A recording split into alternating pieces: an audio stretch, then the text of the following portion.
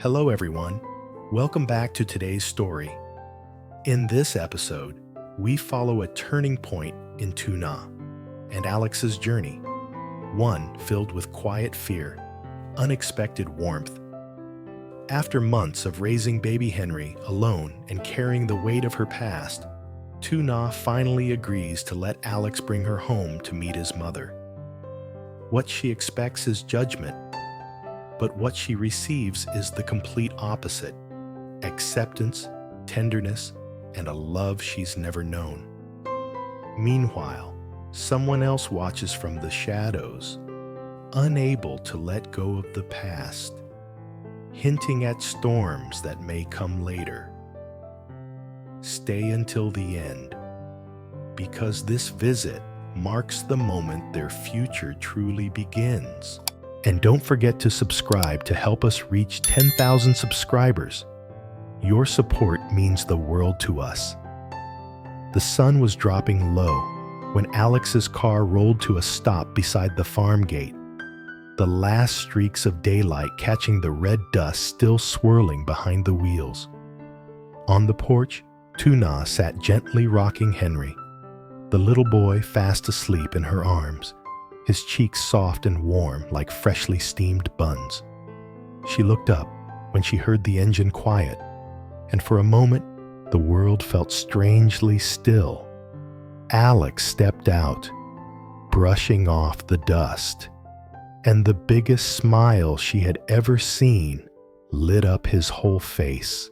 It wasn't just happiness. It was anticipation, hope, and a kind of nervous excitement he could barely hide. "My mom can't wait to meet you and Henry," he said, his voice warm and full of certainty. Tuna lowered her gaze, her long hair slipping over her cheeks like a curtain. "I'm scared, Alex. My background, it's not good." Her voice trembled just enough for him to notice. Without hesitating, Alex knelt down in front of her, one knee sinking into the sandy path. He placed a gentle hand on her shoulder, grounding her fears before they could spin out of control. "All my mom has ever wanted," he said slowly, "is for me to be happy, and you are my happiness." Henry stirred in her arms at that exact moment, as if agreeing. His tiny fingers reached blindly and clutched onto Alex's thumb, a small gesture that tightened Alex's throat and softened Tuna's heart all at once. In that quiet second, surrounded by the rustling pomelo leaves and the fading warmth of the day, it felt like the three of them had become a little universe of their own. Tuna finally lifted her head, eyes glistening, lips curving into a fragile but hopeful smile.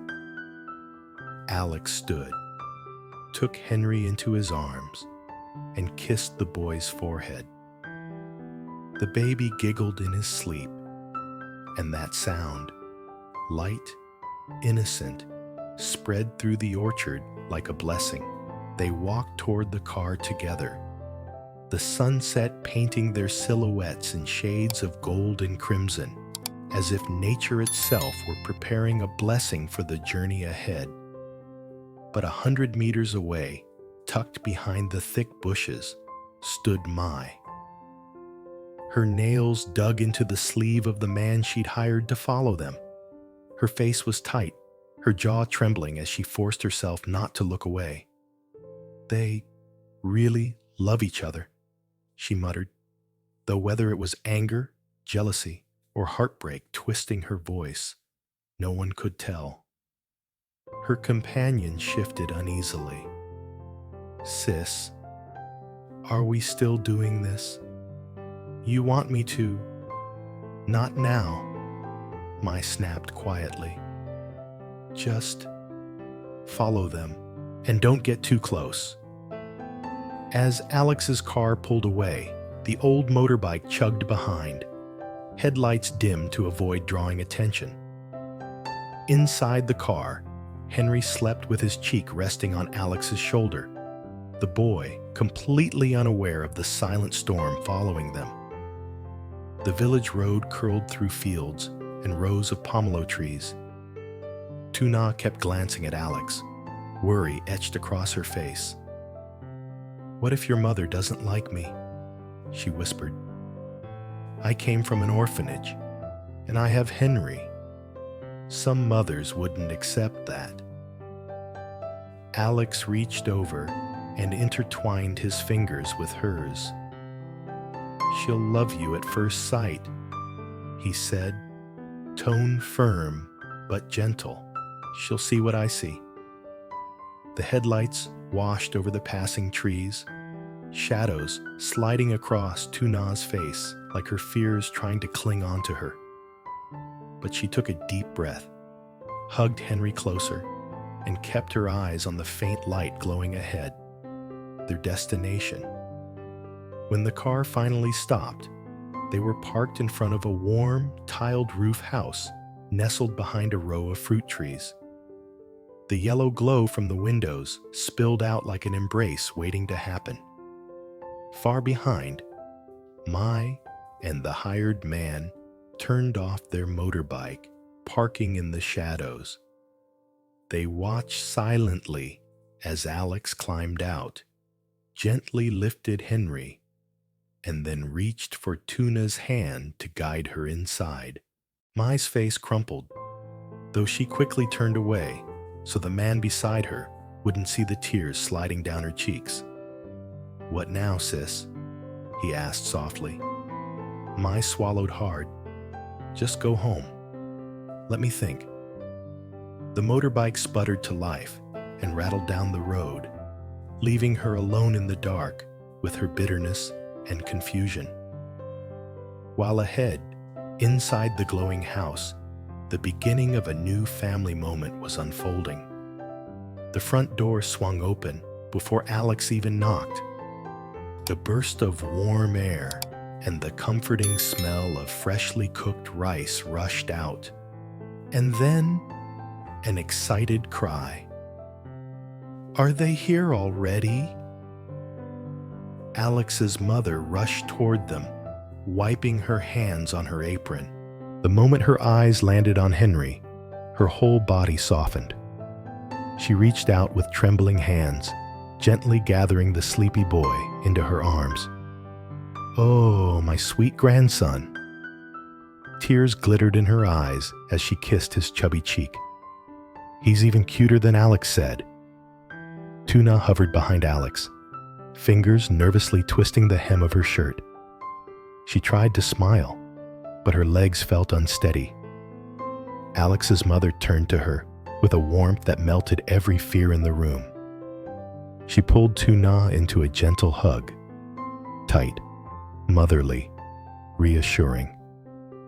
"Come in, child. Don't stand outside in the cold." Inside, the kitchen glowed with warm light. The air smelled of simmering broth and stir-fried vegetables. Alex's mother quickly tied her apron and, with a sheepish laugh, said, "Alex didn't warn me you were coming today, so I only cooked a little. I'd better make more." I can help," Tuna said quickly, stepping forward. And so the two women stood side by side at the counter, chopping vegetables, stirring pots, sharing shy glances and soft smiles. The tiled floor reflected their silhouettes. One older, steady and welcoming. One younger, timid, but trying her best. Laughter spilled through the kitchen as Alex's mother told stories of his childhood mischief. Climbing fruit trees, falling into the pond, getting chased by ducks. Tuna's eyes sparkled, the earlier fear replaced by a warm, quiet happiness she hadn't felt in a long time. Alex leaned against the doorway, arms crossed, simply watching. The sight of his mother and the woman he loved cooking together, moving like they had known each other for years, filled him with a contentment he hadn't expected. At one point, his mother set down the pan, wiped her hands, and turned to Tuna. Her voice softened to a whisper. "Yesterday," she said, "Alex came home and told me he loves you." Tuna froze, breath catching. "I asked him one thing," his mother continued. "Is she sincere with you?" Tuna lowered her head, tears dropping onto the cutting board, the sound tiny but heavy. "I'm afraid," she confessed. "I'm from an orphanage. I don't know anything about real families, and I have Henry. I don't want to be a burden." Alex's mother stepped closer and held her hands with unexpected gentleness. "Child," she whispered, "love doesn't care about where you come from. As long as you and Alex choose each other sincerely, that is all any mother could wish for." Tuna couldn't hold back anymore. She threw her arms around the older woman, sobbing softly, her shoulders shaking. Alex watched, swallowing the emotion rising in his chest. A moment later, the dining room table was filled with hot dishes. Alex's mother placed the best piece of meat into Tuna's bowl. "Eat," she said kindly. "From now on, this is your home too." The clink of chopsticks, Henry's gentle baby gurgles, and the soft hum of evening filled the house. Under the warm yellow lights, the three of them looked less like guests and more like a family already forming. Tuna had never seen a table feel so gentle, so full of acceptance. She kept glancing at Alex, as if to confirm this was truly real. Each time, Alex squeezed her hand under the table, a silent reassurance. After the final bowl was emptied, Alex's mother clapped her hands together. "All right, let me make some warm ginger tea. You two must be tired from the road."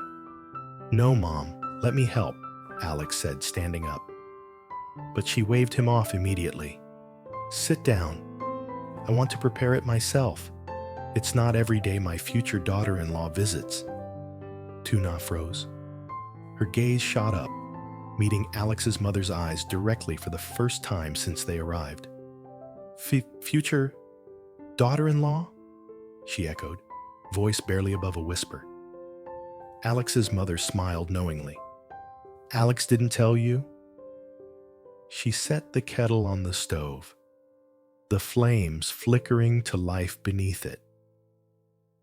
"He came home yesterday, talking about marriage, and I told him the same thing I'm telling you now. If you two truly love each other, I'll support whatever decision you make." Tuna's breath shuddered, her fingers tightening around Henry's blanket.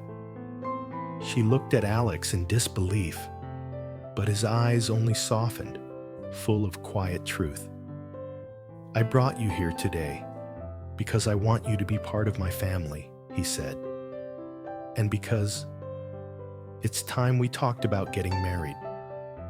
But before any of them could say more, Alex's mother placed the steaming cups of tea on the table and gestured toward the living room. "Come, let's talk where it's more comfortable." They moved to the sofa. Alex settled beside Tuna, while his mother sat across from them, cradling her cup with both hands. The house felt peaceful, but there was a seriousness in the air now, gentle but real. "Tuna," Alex's mother began softly, "I want to hear your heart. Marriage isn't simple. It requires trust, shared responsibilities, and a future you both need to build together. Tell me honestly, how do you feel about marrying Alex?" The question hit like a pebble dropped into still water, small, but sending ripples straight to her chest. Tuna swallowed, her voice trembling. I love him, truly, but I'm scared. I came from nothing. I don't even know who my real parents are. And with Henry, I worry I'll be a burden." She held Henry to her chest, as though shielding him from the world. Alex's mother leaned back and sighed, tears forming in her eyes. "Child, listen to me carefully. You gave birth to that precious boy. You raised him alone with everything you had. That is strength. That is courage. No mother in this world would reject a woman like you." Alex slid closer and wrapped his arm around her shoulders. "I chose you because of who you are, not where you came from." At that, Tuna felt something inside her. Something old, fearful, brittle, finally begin to loosen. Still, doubts flickered. But, Henry, will he be accepted?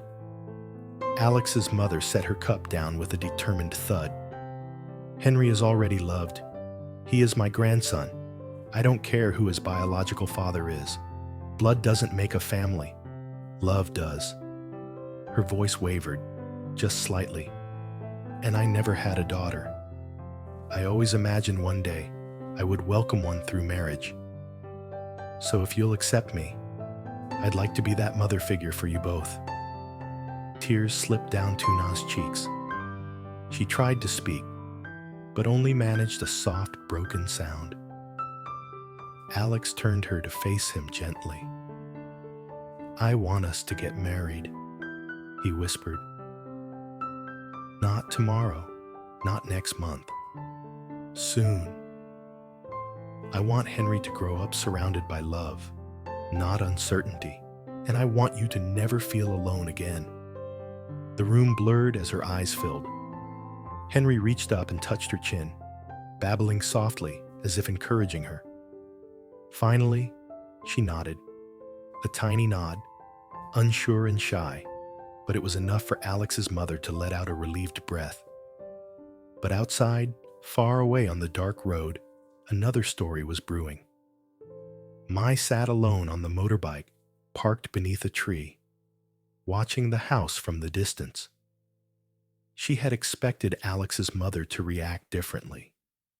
Maybe resistance, maybe judgment. Something she could use. But seeing the lights glowing warmly, hearing faint laughter through the night air, something inside her cracked. How could he choose her?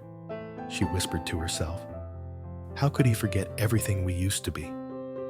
Her hired man returned with bottled water. "So, what now? You want me to scare them? Or break something?" Mai clenched her jaw, eyes burning with a mixture of sorrow and desperation. "No, not tonight. If I ruin this moment, he'll never look at me again." The man raised an eyebrow. "You still want him back?" Mai didn't answer.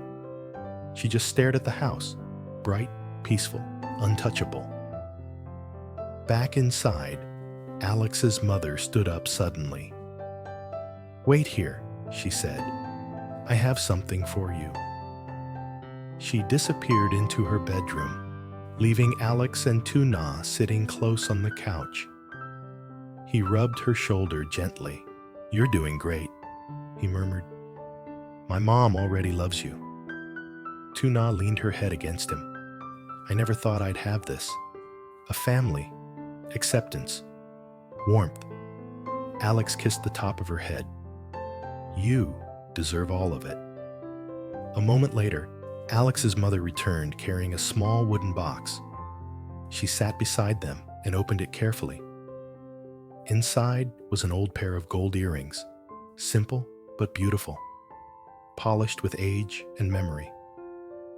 "These belong to my mother," she said softly. "She wore them on her wedding day. And I'd like you to have them, Tuna, for when your day comes." Tuna gasped, her hands trembling as she touched the delicate jewelry. It felt like touching history, like touching acceptance itself.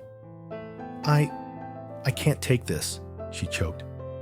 You can, Alex's mother insisted, because I see the way you look at my son, and I see the way he looks at you. That is real. That is enough. Silence fell, not heavy, but meaningful. Alex reached out, took one of the earrings, and brushed Tuna's hair back gently. One day, he whispered, I'll put these on you myself. She burst into quiet tears again, collapsing against his shoulder. Alex's mother patted her back lovingly